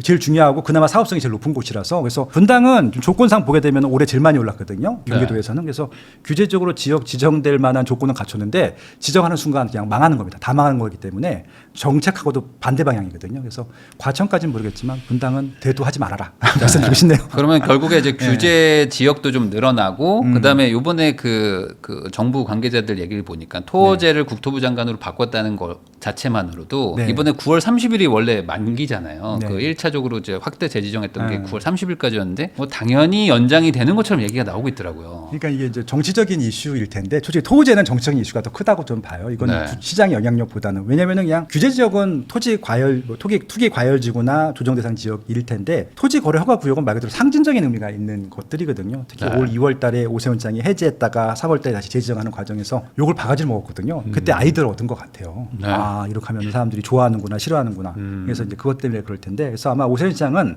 내년 지방선거에 다시 당선이 돼야 되기 때문에 재지정을 안 할 지역도 생길 거라고 생각을 했을 것 같아요. 네. 왜냐면 내년을 위해서 그러면은 이제 국토부 장관이 지정을 해버리는 거죠. 네. 예, 그래서 이제 이게 어떻게 보면 창과 방패처럼 작용을 할 텐데 그것들을 어떻게 예측할 수 있냐면은 최근에 되게 재미있는 에피소드가 있었는데 갑자기 뜬금없이 누구 박주민 의원이라고 있어요. 네, 민주당에. 네, 네, 네. 뜬금없이 오세훈 시장을 공급을 하는 거예요. 지금 몇 선을 했는데 아직도 서울 공급 문제를 해결 못했냐라고 공격을 한 거예요. 페이스북, 트위터를 통해서 네. 오세훈 시장이 너네들이 공급 안 한 거 아니냐 박원순 시장 때 그래서 다 뭐 정비 사업을 400개나 해제해놓고 내가 그래서 뭐 신통기획이나 모아타운으로 19년 걸리는 것을 13년으로 땡겨놨다라고 좀 주고받았거든요. 이게 보니까 내년 지방선거의 전초전이었던 거예요. 그래서 아마 네. 민주당에서는 박주민 의원이 서울시장 후보로 나오는구나라고 하는 것들이었었거든요. 그래서 아마 양쪽에서 그 카드를 쓸 것 같아요. 오세훈 시장은 되도록이면은 이달 말에 9월 30일 날 또 뭐 보도자료가 아니라고 나왔는데 발표할 것 같은데 서울시만의 공급대책이 발표된다고 하거든요. 네. 그거를 조금 이제 반격을 하기 위해서 박주민 의원이 좀 만들고 있는 것 같고 거기에 힘을 실어 주어야 되다 보니까 정부에서는 토지거래 카드를 갖고 있는 거죠. 박주민 의원한테 좀 힘을 밀어주려고 뭐 이런 좀 정치적인 의도가 보여서 네. 예, 이제 정치 사람들 다 이제 선수들이 됐으니까 이게 결국은 이제 서울시의 향후 내년 지방선거까지의 공급과 이제 규제 어떻게 될 것인가의 좀 관전 포인트라고 보시면 될 것 같습니다. 그럼 전반적으로 규제가 좀 늘어난다고 보면 이게 공급에는 악영향을 주는 거 아닌가요? 뭐 이래저래. 그렇죠. 뭐, 예, 네. 그렇죠. 서울은 어차피 공급으로 해결할 수 없다라고 판단을 한 것 같고 이제 규제, 그러니까 수요 정책이라고 하는데 수요 정책은 그냥 규제 정책입니다. 네. 수요를 억제하고 규제하는 정책 일변도로 가겠다라고 선언을 한 것이나 다름이 없거든요. 그래서 반복적이고 끊임없는 정책을 피겠다고 하는 것은 반복적이고 끊임없는 규제를 하겠다는 얘기랑 똑같은 것들이거든요. 이번에 대통령님 그 네. 100일 간담회 때 발표됐던 얘기들일 텐데 그래서 결국은 서울은 규제를 할 것이고 이제 이 서울을 규제하고 있는 동안에 빨리 서울 주변이라든지 경기도 인천권에다가 공급을 빨리 하려고 하겠죠. 그게 아마 향후 정책의 방향성이라고 생각합니다. 이번 머니트렌드 2026의 이제 키워드로 수렴을 좀 잡아주셨어요. 수렴. 네. 뭐 두 가지가 수렴할 것이다 이런 내용이 있는데 네. 어떤 의미로 말씀하신 건지. 그러니까 이게 어떻게 보면 양극화하고도 유사하면서도 좀 다른 의미일 텐데 수렴이라고 하는 것은 여기에 모인다는 얘기잖아요. 네. 이렇게 이제 파인 곳이 있으면 물이 이렇게 모이는 것처럼. 그래서 결국은 하나는 이제 입지가 좋고 상품이 좋은 쪽으로 모인다는 하나가 있고 두 가지 카테고리니까 또 하나는 결국은 여기에 들어가지 못하는 분들이 네. 갈 수밖에 없는 곳으로 모이겠다고 하는 거죠. 2차적, 3차적 선택을 하는 지역들. 그래서 결국은 돈이 있고 여유가 되시는 분들은 자꾸 일로 가야 될 텐데 문제는 여기가 공급이 많지가 않아요. 향후에도 네. 많지가 않아서 여기는 아마 더 많이 오르게 될 거라는 얘기고요. 그리고 이제 이쪽은 아마 어쩔 수 없이 가는 층들이 있기 때문에 시세가 오르긴 하겠지만 여기는 아마 좀 예상 외로 오를 수 있는 지역들이 있기 때문에 좀 선별을 해야 된다. 뭐 그런 식으로 좀 썼습니다. 그래서 좀 안전하게 가기 위해서는 그냥 좋은 상품 가는 게 맞는 정답이라는 얘기고요. 이쪽에서는 조금 정책적으로 그리고 전략적으로 활용할 것들과 조심해야 될 것들을 좀 나눠서 썼으니까 그렇게 좀 활용해 보시면 좋을 것 같습니다. 자세한 얘기는 책에다 다 들려 있습니다. 네. 그러면은 결국에 내년도 부동산 정책을 뭐 크게 뭐 여러 가지를 볼 수 있겠지만 어쨌든 정책 자체는 공급을 한다고는 하지만 이 공급이 쉽지는 않고 네. 그리고 이제 뭐 유동성도 풀리고 이런 내용들이 이제 전반적으로 고려해 보면 전월세 시장이 좀 올라가면서 또 매매가를 또 같이 끌어올릴 수 있는 건지 네. 뭐 어떻게 좀 보세요? 이 전월세 시장의 어떤 불안 요소는 지금 뭐 계속 얘기 나오고 있지 않습니까? 이게 해결될 방법도 딱히 보이지 않는데 어떻게 보세요? 어차피 뭐 전월세 시장이 안정된 곳은 계속 안정되어 있을 것 같고요. 근데 지금 아까 말씀드린 상향으로 수렴되는 곳들은 네. 전월세가 올라간다고 매매가가 올라가는 게 아니라 여기는 그냥 수요가 많은 거예요. 공급 대비. 그래서 여기는 실질적으로 실거주할 수요도 많을 뿐더러 자산의 에셋 파킹을 네. 하고 싶은 수요도 많기 때문에 여기는 전월세 상승과 무관하게 계속 올라갈 것 같고요. 아마 전세월세 당연히 올라가겠죠. 그래서 이제 고가 월세도 아마 이 부분에 나올 것 같고요. 근데 이제 밑에 이제 하향 수렴하는 곳들 같은 경우는 여러 가지 좀 이슈들이 섞여 있을 것 같긴 해요. 전세가 올라가는 지역도 있고 내려가는 지역이 있을 텐데 이슈에 따라 좀 다를 것도 같기도 하고 정책에 또 따라서 규제가 있으면은 또 빠지기도 하고 또 없으면 올라가기도 할 지역이기도 하고 왜냐면 또 그것도 모이는 곳이니까 그래서 전월세가 올라가서 올라갈 것들은 이 하향 수렴하는 곳에서는 아마 올라갈 수 있을 것 같아요. 네. 왜냐하면 거기도 공급이 한정이 돼 있다 보니까 그래서 만약에 그 전세가 올라가는 것들을 이용해서 뭐 투자를 하실 분들은 이 상향 수렴하는 곳들보다는 하향 수렴하는 쪽이 더 유리하다는 말씀을 좀 드리고 싶은 것들이고 네. 이거는 또 지역에 따라 상품에 따라 좀 다르다까지도 말씀드려보도록 하겠습니다. 그러니까 어쨌든 지금 저는 이번 97 대책을 딱 보면서 앞에 공급 쪽보다 뒤에 마지막에 나왔던 토어제랑 이제 대출 규제를 더 하겠다는 거 여기 파트가 어찌 보면 핵심이었던 것 같아요. 네. 그래서 내년도는 토어제 더 늘어나고 이제 규제 지역이 더 늘어나겠구나. 근데 공급이 수반되지 않는 규제라면 결국에 매매 수요를 전월세로 보내는 거니까 그러면은 전월세 쪽은 어쨌든 올해보다는 훨씬 더 상황이 안 좋아지는 거는 맞잖아요. 이 상황에서. 그러니까 그건 아주 명쾌하게 말씀하신 게 맞는데요. 그러니까 공급이 적으면 전월세는 좋아질 수가 없어요. 네. 철저하게 실수요 시장이기 때문에 투자 수요는 안 사면 고만이거든요. 근데 전월세는 이사를 꼭 가야 되기 때문에 이게 아파트가 아니면은 비아파트라도 가야 되거든요. 네. 근데 문제는 지난 4년 동안에 통계에 여러분들이 관심 없어 안 보셨겠지만 비아파트 쪽은 공급이 아예 없었어요. 그냥 아예 없었다고 봐도 간주할 만큼 급감을 했거든요. 그래서 이 아파트를 비싸기 때문에 못 들어가신 분들이 비아파트를 선택할 여지도 없었거든요. 그래서 조금 더 비싼 돈을 주고 아파트 좀 저렴한 걸 가거나 아니면 지역을 바꿔야 돼요. 네. 그래서 지금 말씀하신 대로 전월세 시장은 더 어려워질 것이다. 이거는 거의 확정이 돼 있다고 보시면 될 것 같아요. 그러면은 이런 상황을 뭐 요즘에 유튜브도 워낙 많으니까 많은 분들이 내가 이제 전세 만기 될 때쯤 보통 이제 걱정들을 많이 하시잖아요. 그렇죠. 그럼 이런 분들이 나가서 이제 재계약을 하려고 보면 전세나 월세가 많이 튀어 있을 텐데 이게 또 다시 매수 수요로 가게 되잖아요, 보통은. 네. 근데 이거를 대출 규제와 토어제로 또 막아버리는 구조로 간다면 결국에는 도저히 올려줄 수가 없으니까 월세로 가는 수밖에 없다고 봐야 될까? 이거는? 그렇죠. 예, 그래서 아마 이게 임차인들도 어쩔 수 없이 월세로 가고요. 임대인들도 어쩔 수 없이 월세로 가는 게 양쪽으로 가기 때문에 월세는 지금 많이 증가할 겁니다. 그러니까 제가 예전 뭐 10년 전, 20년 전에는 8대 2였어요. 그러니까 네. 전세가 8이면 월세가 2였는데 지금 서울 같은 경우는 굉장히 많이 올라왔어요. 지금 55대 45거든요. 네. 물론 전세가 조금 아직도 많긴 해요. 물론 이제 다세대 빌라까지 합치게 되면은 월세가 더 많습니다. 근데 아파트만 놓고 보면 아직까지 전세가 거의 한 6대 4 가까운 비율로 많긴 한데 이 비율이 아마 요 추세가 지속되면은 월세가 더 많아질 거예요. 1, 2년 안에. 예, 그래서 그것들은 어쩔 수 없는 추세라고 봅니다. 그러면은 이런 상황이 된다고 치면 결국에 뭐 현금이 좀 있으신 분들은 뭐 집을 살까를 고민해 보겠지만 현금이 뭐 좀 적으신 분들, 내가 가고 싶은 동네 대비 그런 네. 분들은 뭐 대출도 규제가 계속되고 뭐 월세는 올라가고 뭐 전세도 올라가고 뭐 이런 상황이라면 또 집을 결국에 사고 싶어도 사기가 어려워지잖아요. 네. 그냥 그 상황이 이어질 것이다. 근데 이제 이게 청약도 결국은 쉽지 않고. 선택을 해야죠. 제가 그래서 이제 올 초에 냈던 책이 경기도 부동산의 힘이었어요. 근데 네. 저도 그것도 작년부터 예측이 됐던 거여서 경기도를 사라는 주제였었거든요. 살 거면 이런 아파트 사라라고 경기도 부동산의 힘을 썼었는데 그래서 경기도를 선택하신 분들은 그래도 성공하신 거라고 생각하고 있고요. 네. 나중에 서울로 입성하기에도 경기도의 새 아파트로 좀 시장 상승을 된 상태에서 서울에 구축을 들어와야 되는데 네. 제가 지금 제일 안타까운 분들은 사회 초년생들이 서울서 직장에 다니시는 분들은 아예 경기도 인천을 전혀 생각하고 있지 않거든요. 안 하는 분들 많아요. 예, 네. 그래서 이제 이분들이 조금 안타까운 거죠. 그러니까 좀 캠페인을 좀 해주긴 해야 될 것 같아요. 과연 교통망이 좀 뚫리게 되면은 이래서 GTX A, B, C 이 책에도 많이 담아놨는데 GTX A, B, C는 지금 이제 착공을 했거나 할 예정이기 때문에 가시권에 있는 것들이거든요. 네. 그래서 서울 출퇴근을 1시간 내에 할 수 있는 입지라고 하면은 새 아파트라고 하면은 경기도 인천에서 선택을 하셔도 괜찮다고 생각을 하거든요. 그렇게 하면 문제를 푸는 수밖에 없을 것 같아요. 우선은 뭐 조금 뭐 심리적으로는 부담스럽더라도 우선 경기도 쪽으로 돈에 맞춰서 나갔다가 그렇죠. 거기서 돈을 좀 뭐 벌어서 다시 들어오는 전략을 써야 된다. 집을 안 사는 것보다는 그렇죠. 차라리. 예. 왜냐면 서울에서 월세 살던 분들은 평생 못 살 거예요. 저는 그건 단언컨대 서울 월세부터 시작하신 분들은 못 살 것 같아요. 이제 아예 못 살 것 같아요. 그러니까 물론 다른데 투자해서 돈이 없어서 월세 사는 거랑 다르게 그냥 처음부터 그냥 돈이 없기 때문에 월세 사시는 분들은 네. 서울의 아파트는 못 삽니다. 예, 경기도에서 다시 올라와야 돼요. 요즘에 서울 아파트 월세도 네. 이제는 상당히 부담스러워져가지고 예. 뭐 정말 쉽사리 낼 수 있는 수준을 막 넘어서긴 했어요. 그러니까 네. 이제 제가 늘 모니터링하는 단지가 엘스랑 리센치예요. 잠시 네. 제 두 개 단지가 지금 만 세대이기 때문에 제일 인기 있는 단지고 2년 전에 200만 원 전후였거든요. 84 네. 기준으로 지금 400만 원 전후가 됐어요.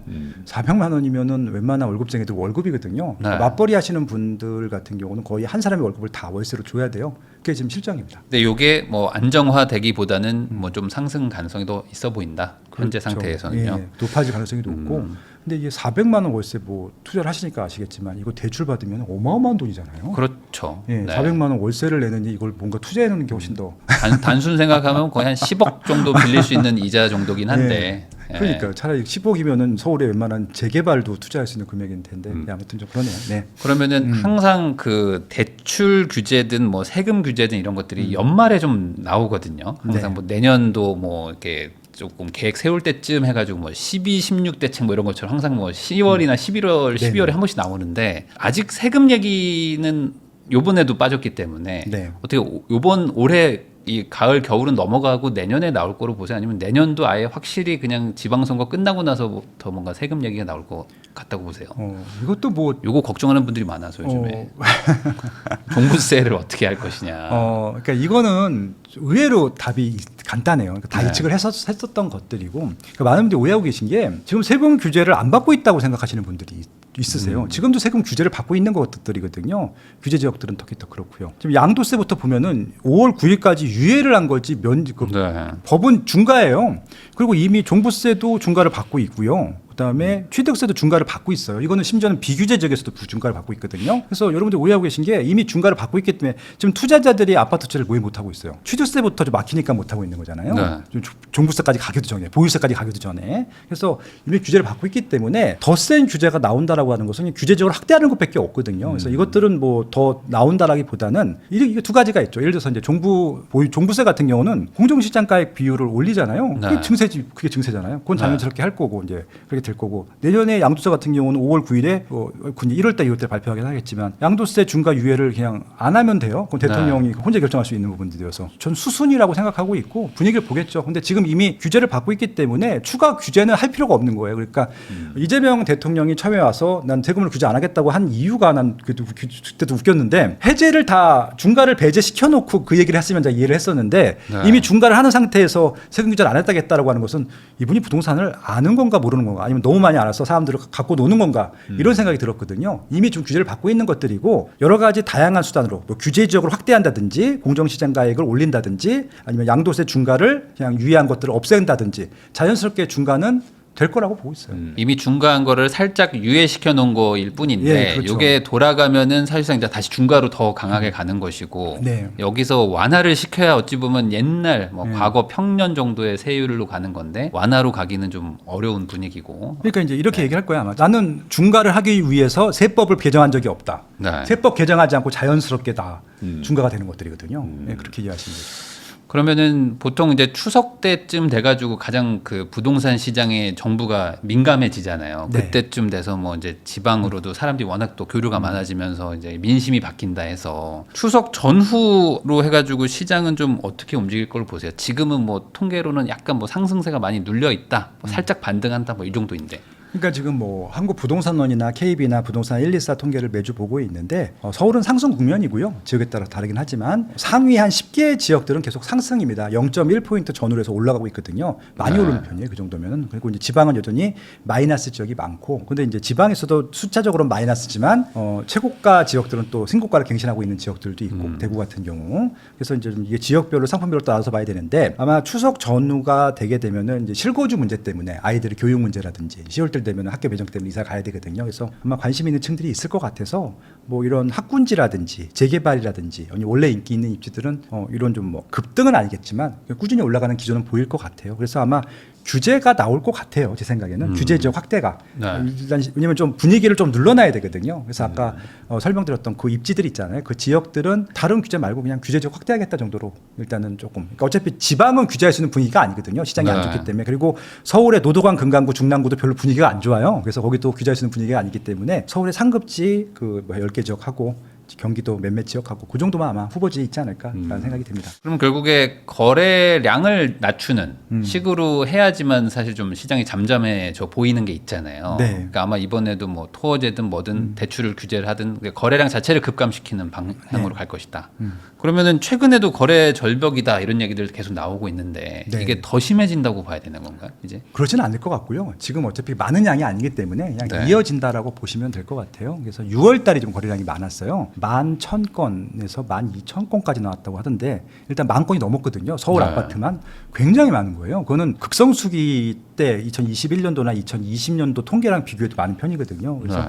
근데 이제 그때 이후로 이제 많이 꺾였을 텐데 지금 이제 그 서울시 정보광장이랑 부동산원 통계가 좀 달라요. 부동산원은 한 달 후에 이제 확정이 되는 거고 네. 서울시 같은 경우는 신고가 하는 대로 특정이 되는데 한 지금 3,000건 뭐 정도 됐더라고요. 그러니까 이제 10,000건에서 3,000건 정도 나왔으니까 3분의 1 토막이 났는데 그러니까 지금 이제 보통 투자 수요층 때까지 합쳐서 한 5,000건에서 7,000건 정도가 보통 시기거든요. 근데 지금은 이제 투자 수요층이 없는 상태에서 실수요로만 규제를 한 상태에서 3,000건이니까 이게 뭐 적다면 적고 뭐 많지는 않지만 뭐 적다면 적을 텐데 그냥 보통적인 양이라고 생각을 해요. 그러니까 이 정도에서 아마 결정되지 않을까 싶어요. 그러니까 이 정도 거래량이 유지되지만 네네. 가격이 좀 올라가는 지역들은 조금 규제를 하면서 좀 누르는 방향으로 그렇죠. 아마 네. 이제 내년에 어떤 정책 올해 말에 그런 것들이 좀 펼쳐질 것이다 이렇게 얘기해 주셨습니다. 네. 김학렬 소장님하고 이야기 나누고 있는데요. 이번 그 97 대책에 또 그런 내용이 있어요. 그러니까 SOC 쪽에다가 좀 뭐 예를 들어 돈을 좀 예산도 많이 투입을 하고 전반적으로 좀 어쨌든 건설 시장을 살리겠다라는 내용들이 뭐 조금은 있습니다. 뭐 주택을 많이 짓겠다 뭐 이런 거라기보다는. 네네. 그러면 어쨌든 교통망에 대해서 특히 내년에 지방선거도 있기 때문에 가장 뭐 큰 거는 어찌 보면 GTX일 것 같은데 네. 이 GTX B도 뭐 착공을 어쨌든 이제 시작을 했죠. 네. 본격적으로 했고 C는 아직 뭐 좀 소식이 좀 안 들리긴 하지만 전반적으로 GTX 노선 쪽에서 어떤 투자 기회를 찾을 수 있을 거라고 보세요? 아니면 아직은 너무 빠르다고 보세요?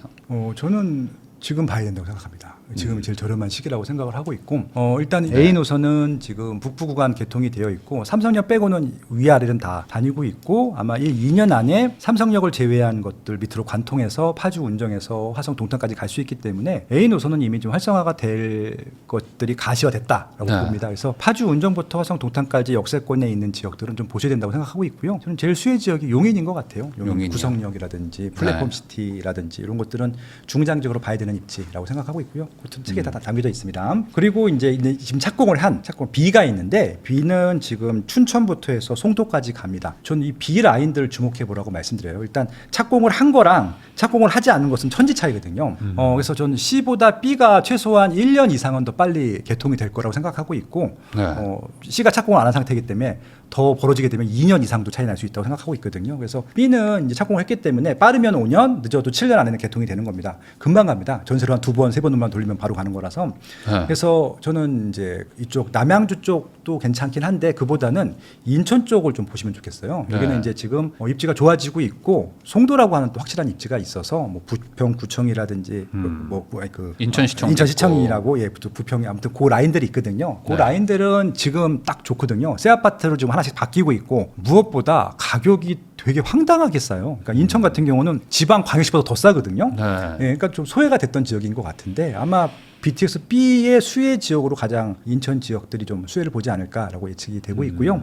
그럼 C가 뭐 나쁜 것이냐? 아까 예산 말씀하셨는데 2026년도 예산이 발표가 됐었고 슈퍼 예산이에요. 700조가 처음 넘는 예산이고 국토교통부 예산도 굉장히 큰 폭으로 상승이 됐고 SOC도 굉장히 상승이 됐는데 제가 다 까봤습니다. 까봤는데 GTX A, B, C 이제 A는 거의 이제 마무리 단계이기 때문에 조금만 예산이 할당이 돼 있고 B가 제일 많고 이제 C가 되어 있는데 이제 주목할 부분들이 C에 1,000억이 넘게 배정이 돼 있거든요. 1,000억이 무슨 의미냐면은 착공비예요. 네.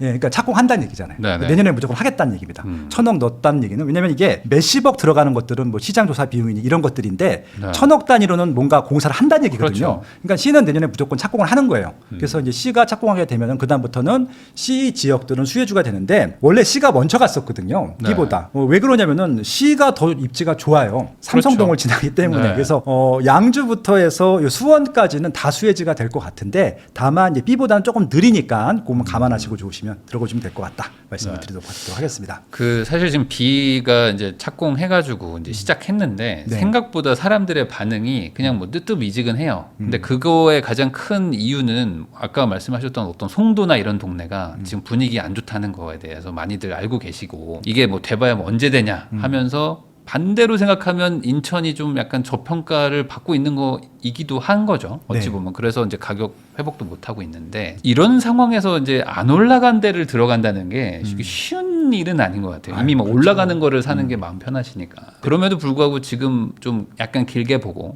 좀 미리 들어가는 게 낫다. 서울 서부권 쪽.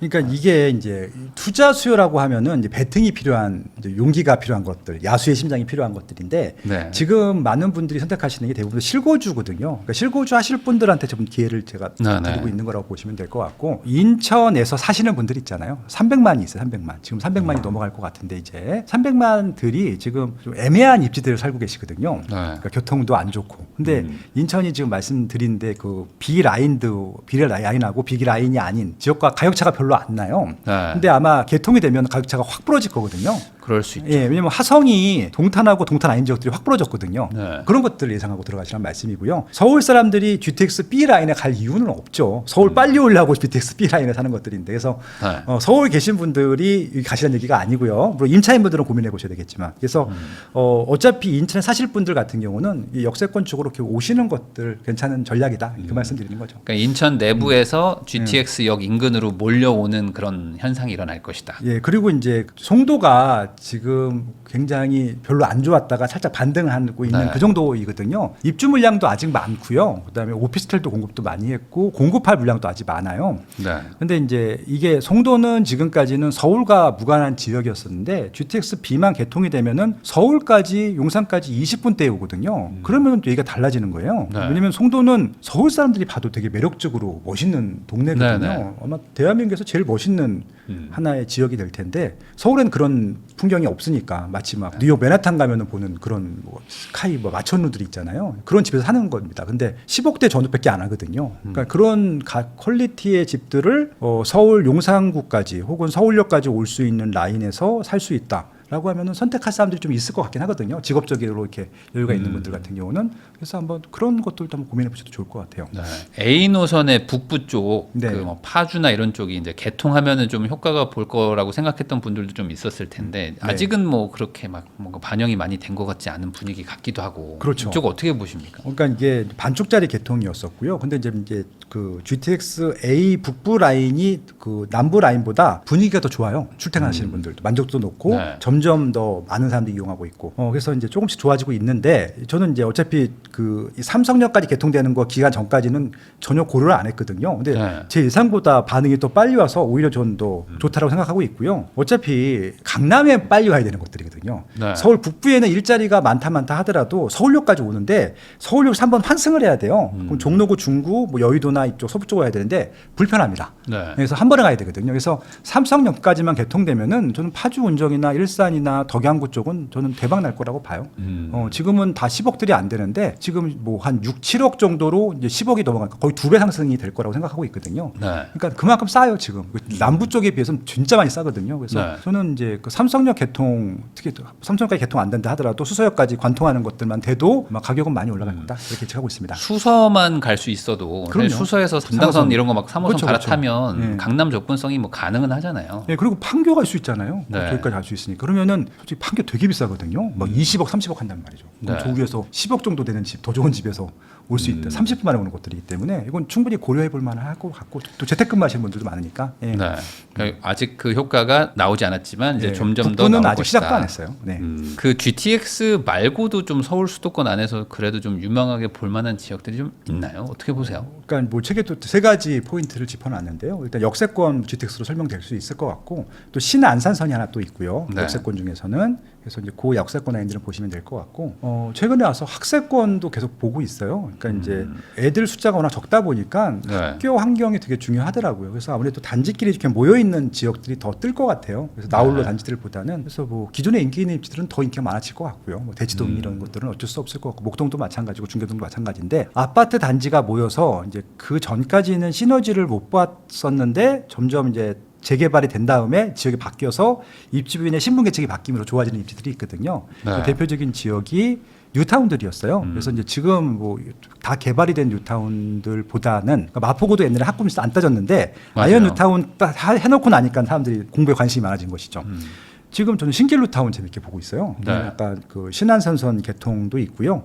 그리고 이제 몇 개 단지가 안 남았는데 곧 입주를 할 예정이고 몇 개 개발을 하거든요. 그리고 이제 그 위쪽에 물레동이 있는데 네. 물레동하고 신길동 사이에 영등포 역세권이 있거든요. 거기가 제일 문제예요. 그러니까 네. 예를 들어서 옛날 동대문구 뜨기 전에 청량리 588 사창가가 있어갖고 문제였던 것들이 청량리 588 없어지고 그냥 확 떴거든요. 청량리 역세권 다 좋아지고 네. 전농 답신 뉴타운 좋아지고 심지어 그 영향이 이문 희경 뉴타운까지 갔었거든요.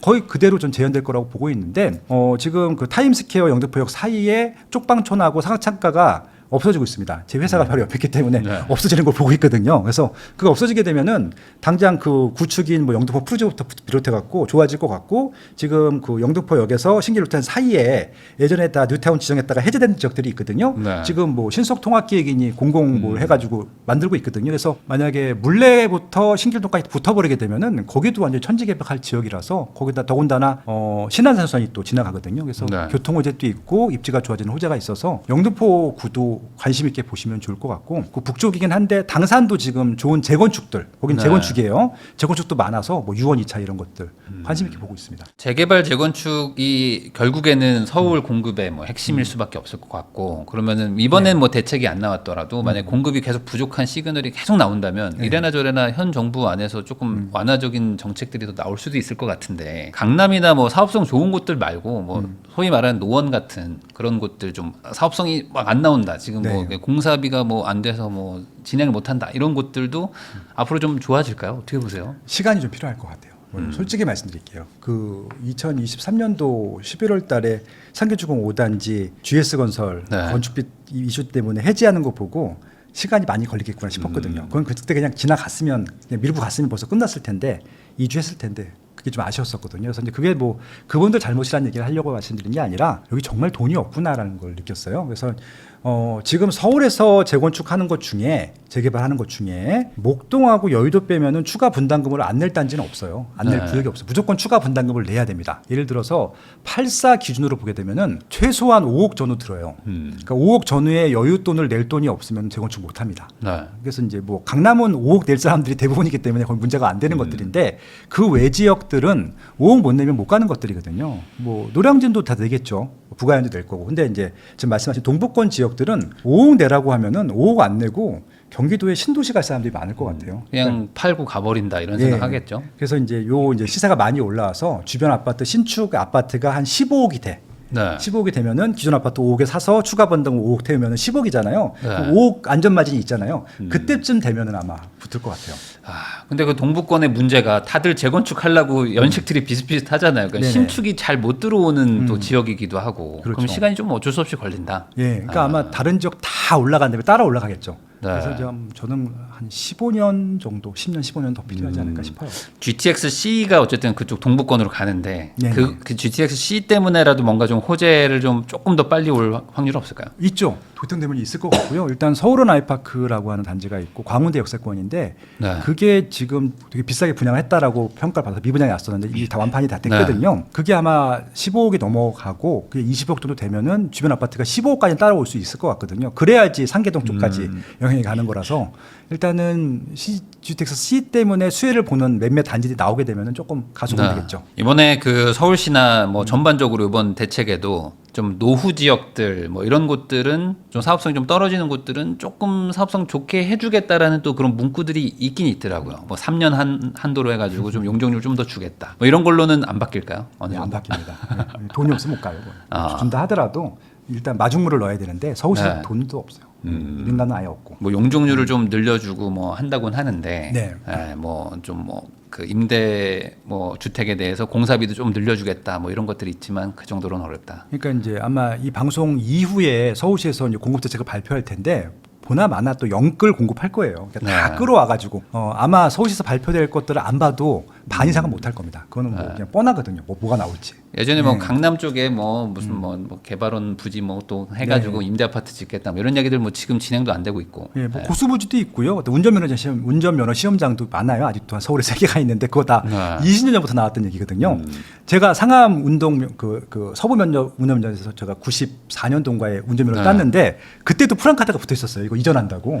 25년 지났는데 아직도 안 했어요. 그러니까 사실상 지금 서울 안쪽에서는 안 되는 곳들만 남아 있는 거죠. 그렇죠. 어찌 보면 될 곳은 다 했잖아요 이미 많이. 그러니까 이게 이제 뭐 그들 욕할 수가 없는 게 워낙 공급할 곳이 없고 이게 이주 대책까지 필요한데 서울에 있는 것을 이주하려면은 경기도나 인천에서 받아야 되는데 안 받아요. 옛날엔 받았거든요. 네. 언제 받았냐면은 이제 93년도부터 우리가 지방자치제를 했었어요.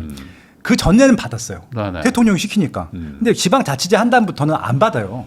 예, 못 받습니다. 그러다 보니까 그 다음부터 좀 스텝이 꼬인 것 같아요. 그러니까 뭐 쓰레기 처리장이나 이런 네. 것들 가지고 하나하나 이제 뭐 다 진행이 안 되니까. 그러니까 서울시에서 쓰레기 매립장을 이제 보내야 되다 보니까 안 받으니까 김포시를 서울시로 편입하겠다고 했잖아요. 네. 그게 다 괜히 나온 얘기가 아니라 뭔가 부지를 옮겨야 되는데 부지가 없다 보니까 그런 좀 어떻게 보면은 그런 정책들이 나오려고 하는 것들이죠. 그 요즘 지방의 부자분들이 이대로 계속 가다가는 안 되겠다. 나 이제 부산에 뭐 대구에 좋은 집 가지고 있는 분들도 그거 팔아가지고 서울에 지금이라도 사놔야겠다. 이런 분위기가 되게 많던데 네. 이 기준은 계속 될 수밖에 없다고 보십니까? 어떻게 보세요? 그건 뭐 제가 그건 등기등본을 늘 띄어보기 때문에 이건 제가 정확히 말씀드릴게요. 원래 그런 기존이 있었어요. 네. 있었는데 부각이 안 됐을 뿐이지. 근데 최근에 거래량이 급감하다 보니까 그게 보이는 시작한 거죠. 그러니까 이렇게 보시면 될 것 같아요. 압구정 현대아파트가 5건이 거래되면은 4건은 서울시 사람들이고 1건은 지방 사람들이에요. 네. 근데 압구정 현대아파트는 토지거래 허가구역이거든요. 그럼 여기는 실거주를 해야 됩니다. 네. 실거주를 하거나 공실로 두거나. 예, 왜냐면 임차인을 못 받으니까. 근데 그걸 감수하고도 한 세대가 지방 사람들이거든요. 네. 예, 그 정도 비율은 계속 있을 것 같아요. 근데 이 정도면 상당히 높은 거잖아요. 매우 높죠. 20%인데. 네, 매우 높죠. 네. 네. 그리고 그 말은 반대로 얘기하면 네. 지방의 고가 주택 수요 하나가 또 빠지는 거고 뭐 이렇게 볼 수도 있는 거잖아요. 돈이 이동하는 거니까. 그렇죠. SS를 네. 파킹하는 차원으로는 그런데 이게 이제 아주 초고가는 아니고 예, 적정한 중간 정도 네. 고가라고 해야 될까요? 왜냐면은 이들이 집이 한 채만 있는 건 아니에요. 아주 부자들은. 네. 어떻게든지 간에 이제 2채를 갖고 있는 거고 서울시 하나 갖다 두는 거죠. SS 파킹하는 것들이죠. 그래서 이제 최근에 이슈가 된 게 뭐냐면은 증여예요, 증여. 일반 매매들. 그래서 이제 자녀들 중에서 경제력이 되면은 매매를 해버리고요. 자녀가 이제 경제력 여력이 안 되면 증여를 해버리거든요. 그래서 좋은 것들을 보통 많이 증여를 하죠. 더 비싸지기 전에. 그러니까 결국에 이런 기준은 뭐 과거에도 있었고 앞으로도 계속 될 것이다. 근데 이 수요를 그나마 조금 지방에 그 멈추게 아니면 지방에서 뭔가 다른 걸 살 수 있게 아니면 반대로 서울 사람들이 지방에 살 수 있도록 네. 좀 분산시키는 정책도 필요하다고 보이는데. 그러니까 제가 이거를 공공세납에 가서 지금 2017년도부터 반복적으로 말씀드리고 있는데 아무도 얘기를 안 들어요. 그러니까 뭐냐면은 지방 아파트는 그냥 서울 아파트랑 분리를 해야 돼요. 그러니까 지방 아파트는 대구든 부산이든 100채를 가져도 네. 중과하면 안 돼. 서울 아파트에 피해를 주면 안 되고. 그래야지 지방 걸 사거든요. 네. 지금 어차피 똘똘한 한 채밖에 못 사잖아요. 그럼 지방 분들도 서울 것밖에 못 사잖아요. 그러면 지방 걸 안 사죠, 당연히. 팔고 오죠. 근데 네. 지방 거를 팔지 않아도 손해를 보지 않게 해주면 되거든요.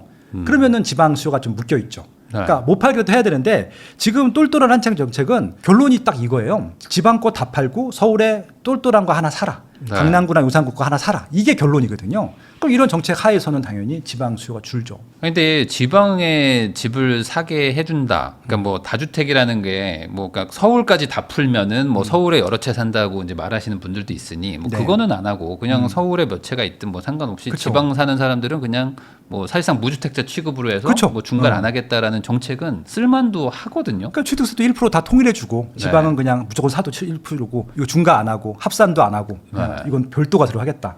딱 한 채 있는 거로 따로 계산하겠다 하면 되는 거죠. 근데 요거를 그러면 혹시 안 하는 이유에 대해서 혹시 들으신 거 있어요? 왜 안 하냐 도대체 이거를? 아니 왜냐면 네. 서울로 몰리는 거를 분산한다는 정책으로 하면 사실 네. 지방은 지금 집값도 분위기 안 좋은데. 제가 이제 지방에 있는 국회의원분한테 얘기를 해봤어요. 네. 왜냐면 아니 지역구 살리기 해라. 예, 왜냐면 어차피 너희들도 중앙 할 텐데 이거 되게 참신한 아이디어 아니냐. 뭐 지방도 살리고 지방 사람들이 얼마나 좋아하겠냐. 지방 아파트 한 채 갖기 운동 네가 해봐라. 저 나이가 어려가지고 그렇게 얘기를 했었는데 좋은 의견이라고 하더니 네. 예, 저 그 얘기를 하고 왔대는데 연락이 안 돼요? 예, 짬밥이 없어서 안 먹힌다는 거예요. 위 사람들은 그리고 이제 이게 뭐냐면 부동산이 참 아쉬운 게 뭐냐면요. 우리는 메인 관심사인데 네. 이 정부 인사들한테는 메인 관심사가 아니에요.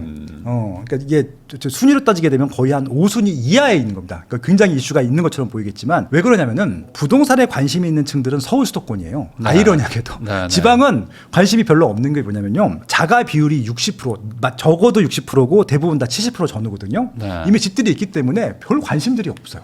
그 지방 유권자들은. 네. 근데 서울은 일단 6대 4예요. 4가 자가고 6이 임차인들이거든요. 이들은 되게 민감해합니다. 그러다 보니까 임차인을 위한 정책들을 만들다 보니까 뭐 집을 한 채 더 갖게 한다. 그 자체가 싫은 거예요. 그러니까 서울 수도권 지방에 뭔가 풀어주게 한다는 얘기만 들어도 서울 수도권과 무관한데도 그러니까 저는 이제 이게 수요가 빠지게 되면 서울에 더 안전운이 된다라고 얘기를 해도 이 서울 수도권에 있는 임차인들은 뭔가 부동산 그런 소유하고 있는 사람들이 집을 한 채 더 갖는 것 자체가 싫은 거예요. 그러니까 유권자를 생각하다 보니까 그런 정책들이 나올 수가 없는 거죠. 네.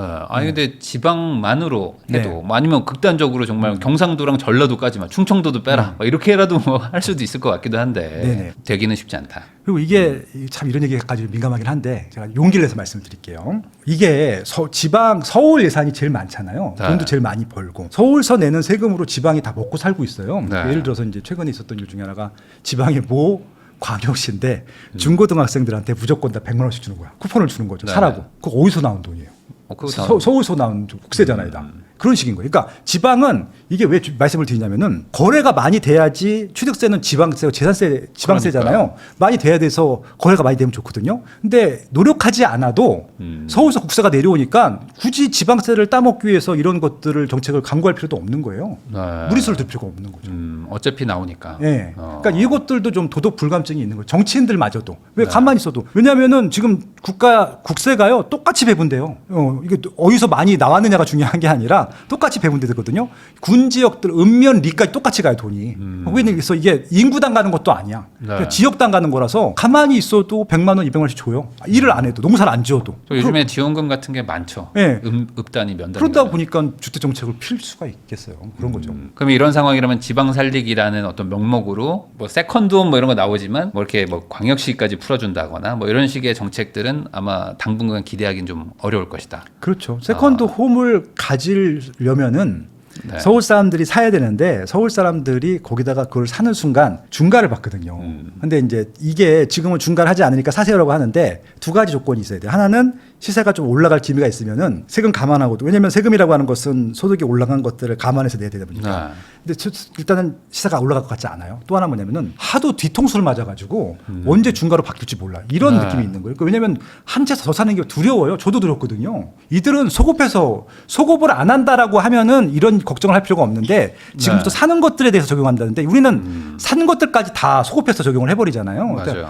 다 거북목이잖아요. 한국 사람들이 하도 뒤통수 맞아가지고 네. 뒤통수의 민족, 거북목의 민족일 텐데 그래서 힘들 것 같아요. 이 문화를 바꾸기는 어려울 것 같아요. 그럼 이대로 가면 지방은 더 안 좋아질 수밖에 없는 구조인데 물론 그 지방에서도 뭐 양극화가 일어나고 있긴 하지만 네. 그러면 지방에 계신 분들 입장에서는 그 안에서 그나마 좀 똘똘한 거 한 채로 좀 옮겨놔라. 서울로 못 간다면 그렇죠. 이렇게 얘기할 수밖에 없겠네요. 예, 그러니까 부산이나 대구는 되게 큰 대도시고요. 네. 울산도 그렇고요. 뭐 광주도 마찬가지고 대전도 마찬가지고 세종도 마찬가지인데 이런 언급된 지역들의 제일 좋은 아파트들은 그 제일 좋은 아파트가 아닌 데서 옮겨 타시는 건 지금도 유효합니다. 예, 대구가 지금도 신고가 나오는 거 보세요. 예, 네. 힐스테이트 버머라든지 W 뭐 이런 것들은 신고가 나오거든요. 그러니까 그게 한 5억 오른 거예요. 한 2, 3년 동안에. 그럴 거면은 서울보다는 덜 올랐겠지 당연히. 근데 네.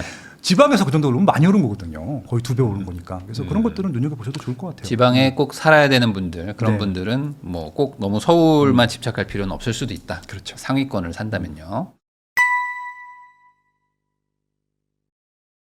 스마트튜브의 김학렬 소장님하고 이야기 나누고 있습니다. 그러면은 결국에 이제 뭔가 결정을 해야 되는 분들이 많거든요. 지금 이제 뭐 대책도 당분간 나올 건 다 나왔고 이제 대출 규제 나왔고 이제 공급 대책 나왔으니까 이제 뭔가 선택을 해야 될 텐데 지금 그래도 좀 소위 말하는 눈치 빠른 분들은 6월 달쯤에 뭐 사신 것 같고 더 빠른 분들은 뭐 4, 5월에 뭐 많이 사셨고 이제 그럼 다음번 눈치 있는 분들은 어떻게 되는지 이게 제일 궁금한데 어떻게 보세요? 지금 추석 전후로 사야 된다 막 이 얘기 많거든요 지금. 뭐 이것도 명확한데요. 네. 그러니까 지금 올해 지금 9월 달인데 1월 달부터 9월 달 중에 누가 제일 수혜자였나 봤더니 그 2월 달에 한시적으로 토지거래하고 풀었던 적이 네. 있었잖아요.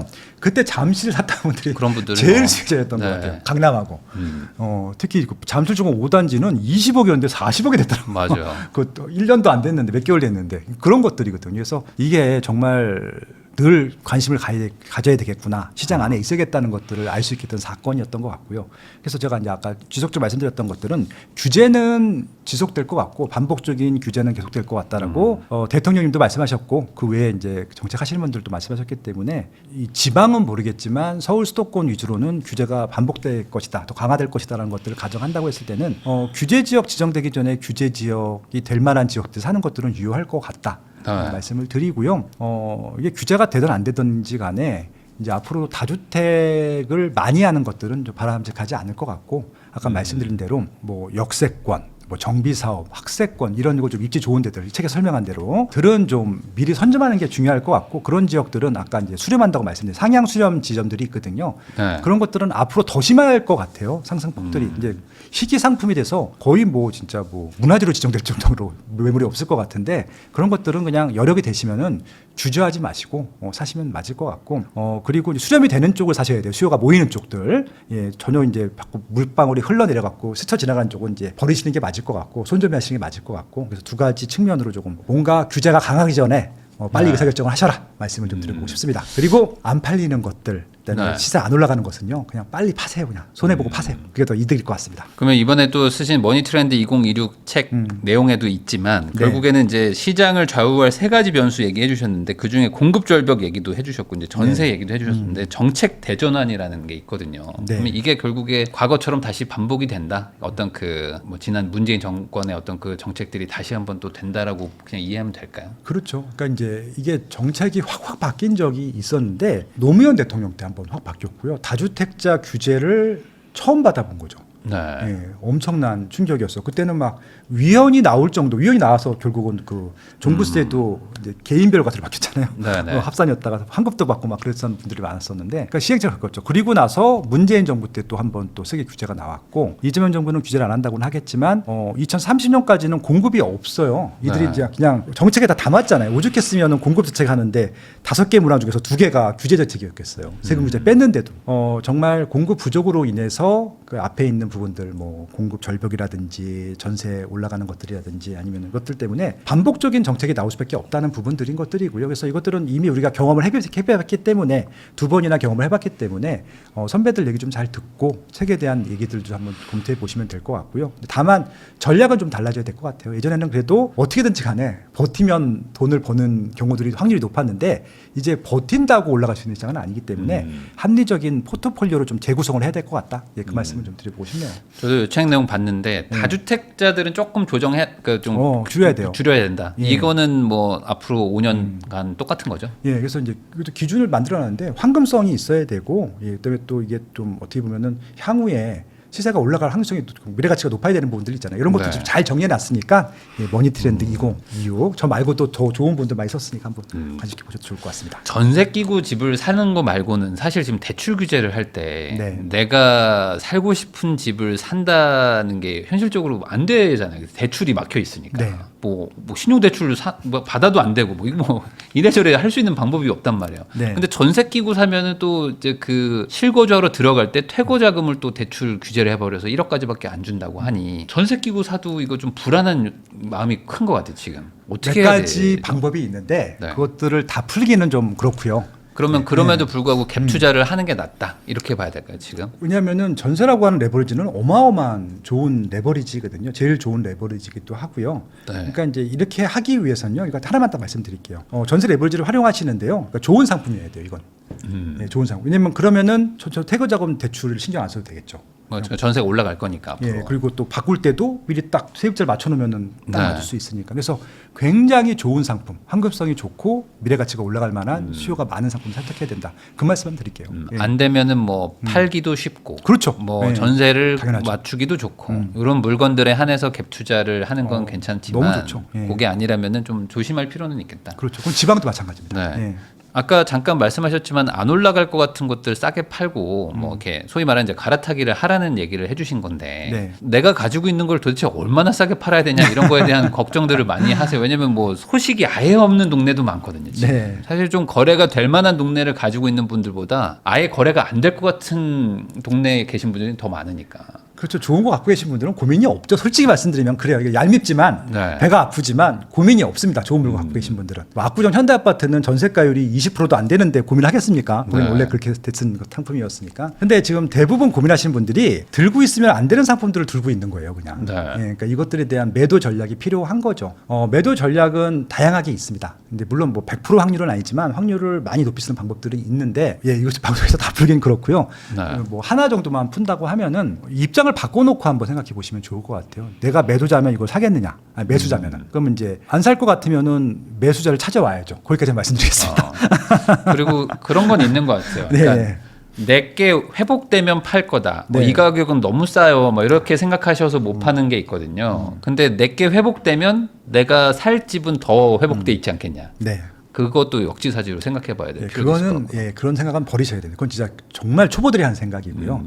예, 팔 건 팔고 살 건 사는 네. 거지 아. 접점을 맞춘다. 이건 안 되는 거. 예, 그건 정말 힘든 포인트입니다. 그렇죠. 상급지에서 뭐 소위 말하는 하급지로 내려갈 때야 뭐 이렇게 할 수 있겠지만 네네. 뭐 그게 아니라 하급지를 가지고 있는 분이 뭐 소위 말하는 상급지로 간다는 거는 네. 딱 이렇게 맞기가 어렵잖아요. 그렇죠. 여기 이제 하향 수렴 중에서도 이제 학업지 가는 얘기가 나와요. 그래서 네. 이제 그건 조심하시라고 말씀을 드리는데 접점을 맞추려고 하지 마세요. 그거는 정말 필패할 가능성이 높습니다. 아, 그런 분들도 있더라고요. 중간에 그냥 단기 임대로 살 각오하고 뭐 보관 이사 해놓고 네. 이렇게 집 팔고 뭐 사고 뭐 이렇게 그렇죠, 하시는 분들도 그렇죠. 많더라고요. 네. 이거 딱 맞추기가 너무 힘들어가지고 요즘에는. 그러니까 이게 아이러니한데 예전에는 이제 아파트라고 하는 게 결혼해서 애 낳고 행복해서 사는 사람들 용이었었는데 네. 이분들은 솔직히 이게 왔다 갔다 그렇게 몸테크 하거나 이사하기가 힘들어요. 근데 결혼하셨는데 애 없다. 난 솔로다 이러신 분들은요 할 전략 진짜 많아요. 예, 내가 들어가 중간에 가서 살아도 되고. 예, 그래서 몸 가벼울 때 많이들 왔다 갔다 하셔라 말씀을 드리고 싶네요. 이번에 이재명 대통령이 이제 로또 청약이 또 집값 상승의 문제다 이런 또 발언까지 있었기 때문에 아마 청약도 좀 뭔가 좀 규제를 할 것 같기도 하고 또 LH에서 좀 공공성을 강화하겠다 임대 위주로 공급하겠다 이런 내용들도 있다 보니까 향후 청약을 노리는 부분에 대해서 좀 걱정들을 많이 하시는 것 같아요. 뭐 가뜩이나 물량도 없는데 이제 청약 더 안 되는 거 아니냐. 네. 청약 노리는 거는 좀 좋은 선택은 아닐까요? 그러니까 뭐 조건이 되시거나 그런 분들은 노리셔야죠. 가점 높으신 분들은 무조건 청약으로 가시는 게 맞을 것 특공이나 같고요. 가점. 예, 이번에 잠실 리엘 나오는 거 보니까 70점대 나왔거든요. 커트라인이. 그러면 30대는 그냥 무조건 불가능한 점수니까. 안 되죠. 예, 그래서 이제 40대 이상이고 50대다 뭐 가점 높으신 분들은 딴 거 하지 마세요. 그냥 처음만 하시면 돼요. 70점 이상 떼면은 서울에 있는 거 그냥 아무거나 하셔도 상관없으니까 좀 비싼 걸로. 근데 문제는 이제 20대, 30대, 40대 중에서 가점이 안 되시는 분들이 청약을 노릴 것이냐는 생각을 해봐야죠. 내가 특별 공급으로 당첨될 수 있는 것들이 있느냐. 그러니까 지금 정부에서 하고 있는 것 중에 하나가 이게 정말 가점 높으신 분들한테 정말 황당하고 정말 싫은 일인데 예전에는 특별 공급이 이렇게 많지가 않았어요. 네. 지금은 그냥 뚝 잘라서 반이 특별 공급 이상이잖아요. 그래서 이게 가점 높으신 것들을 갖고 뺏어간 거거든요, 솔직히. 근데 이게 처음에는 특별 공급이 늘어날 때마다 반발이 심했는데 네. 하도 특별 공급을 많이 주다 보니까 이제 그러려니 하거든요. 그래서 혹시라도 정책적으로 특별 공급이 더 늘 수 있겠다는 생각이 들어요. 그러면 이제 처음 특별 공급이 추가되는 분야는 사람들이 잘 모르잖아요. 그런 것들은 노려보셔도 뭐가 나올지 모르겠지만 나올 것 같긴 하거든요. 예, 그런 것들도 한번 염두에 두시면 좋을 것 같습니다. 그러면 이제 공공 뭐 분양이나 뭐 이런 것들 많이 늘어난다고 하면은 경기도 쪽은 좀 청약을 그래도 노려볼 만도 그렇죠. 할까요? 서울은 없잖아요, 지금 물량이 없잖아요. 지금. 저는 3기 신도시는 무조건 다 하시라고 말씀을 드렸어요. 그러니까 이번에도 남양주에 왕소 신도시 나오는데, 네. 그러니까 이제 사전 청약 받으셨던 분 중에 40%가 청약을 안 한 거예요, 본 청약을. 네. 바보들이라고 생각했거든요. 만약에 진짜 다른 거 당첨돼서 안 하셨던 분들은 뭐 그건 축하할 일인데 분양가 올라갔다는 이유만으로 안 하신 분들이 있고 그런 분들 좀 있어요. 예, 설문조사 했는데 있더라고 보니까 네, 저는 네. 그 LH공사 담당자분이 저도 이분들 왜 안 했을까요? 저도 이상하다고 뭐 그랬었는데 그분들한테 드리고 싶은 말씀. 근데 다시 그 가격에 못 받아요. 4억 원, 5억 원에 어떻게 받아? 네. 오른 게 그 정도인데. 그렇죠. 예, 그러니까 그건 기회 놓치신 거거든요. 근데 그런 마인드로는 아무것도 못 해요. 놓치신 거예요. 이제 없어 이제 그런 기회는. 그러니까 그런 것들이. 이제 예. 서울 수도권 안에서 뭐 구평 기준으로 뭐 5억대 분양가는 뭐 불가능한 아니 거니까. 84 건축비만 5억이에요. 그러니까요. 84 땅값 빼고. 근데 4억대 말 5억대 초반으로 분양하는데 그걸 안 받으면 어떻게 해요? 그냥 갖고 있다가 팔기만 해도 되는 건데.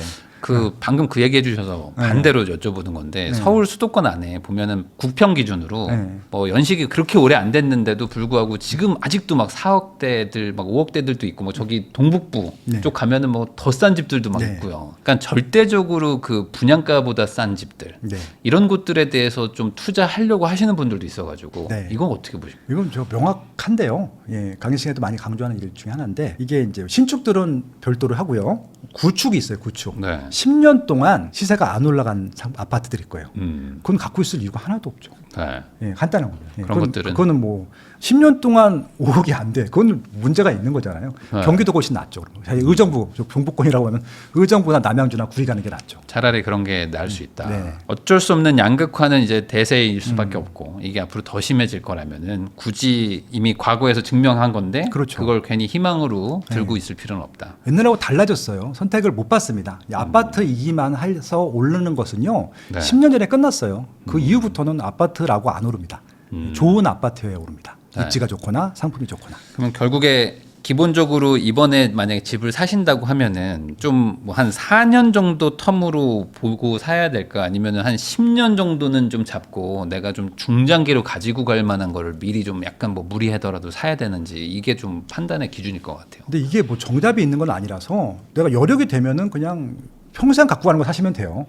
압구정 현대아파트 가신다. 그냥 사셔야지. 근데 네. 이제 내가 돈이 없어. 현실적으로. 나는 지금 총 재산이 몇 천만 원이야. 네. 이런 분들은 작게 시작해야죠. 그러니까 이제 계약금 걸 수 있을 정도로 시작을 하는 거죠. 뭐 그러면 경기도나 인천에서 시작하셔야 돼요. 네. 그렇게 시작하셔가지고 계속 갈아타기를 짧게 가셔야죠. 이거는 한 2년도 좋아. 4년도 좋고. 네. 그렇게 해서 계속 짧게 치시고 바꿔 타시면서 올라오셔야죠.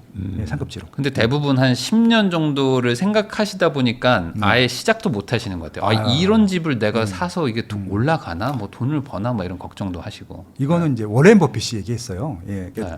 작은 성공을 많이 반복하라고. 예, 이건 좀 성공을 몇 번 반복하시는 것들로 좀 중심을 두시는 게 맞을 것 같고요. 네. 10년 후를 보겠다라고 하는 것은 좋은 아파트였을 때. 예, 그러니까 그건 저 어떤 의미냐면은 무리하라는 얘기예요.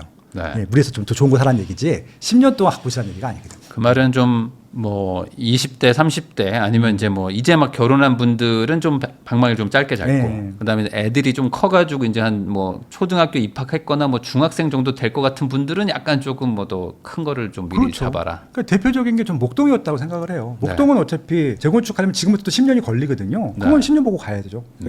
대신 목동은 10년 동안 우리 아이들이 초등학교, 중학교, 고등학교를 보낼 수 있으니까 그런 건 그렇게 가야죠. 그러면은 지금 같은 상황에서 결국에 이제 뭔가 배틀을 짧게 잡고 싶어도 또 양극화가 일어난다고 하니까 소위 말하는 서울의 뭐 그 좀 나름 그래도 택지지구로 잘 조성되어 있는 뭐 서울 인접에 뭐 이렇게 경기도권들도 뭐 4억대들도 많이 있잖아요. 뭐 예를 들면 네. 3분이라든지 뭐 안산도 막 그렇고 이런 데를 내가 살 수는 있는데 사고 싶지 않아 하시는 분들이 지금 많아요.